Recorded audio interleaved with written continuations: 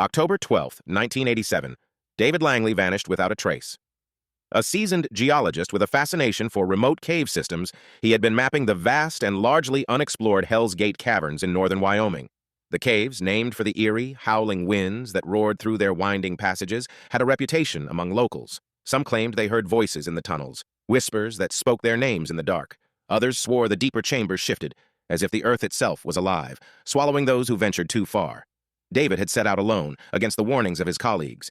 He carried topographical maps, a heavy-duty flashlight, a week's worth of provisions, and an old tape recorder to document his findings. The last anyone heard from him was a garbled transmission sent over his shortwave radio. "Deeper than I thought. Tunnels are—" Static swallowed the rest. When he failed to return to the research station, a search party was assembled. They found his truck parked outside the cave entrance, keys still in the ignition. Inside the cavern, they followed the marked route he had mapped, their flashlights cutting through the oppressive darkness.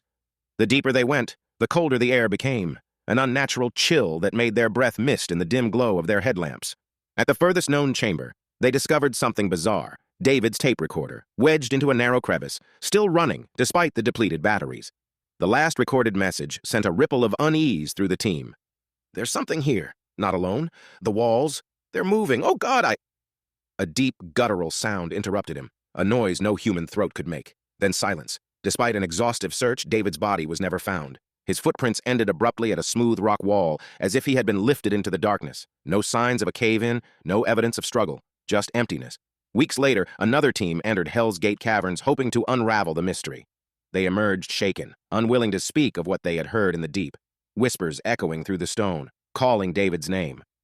And when one of them played back an audio recording from their equipment, they heard something else beneath the static, a faint, desperate voice, barely audible. "Help me!" The caves remain off-limits now, officially due to safety concerns, but those who camp near the entrance at night still report hearing something beyond the wind, something that sounds like a man's voice, lost in the dark, calling out from where no living thing should be.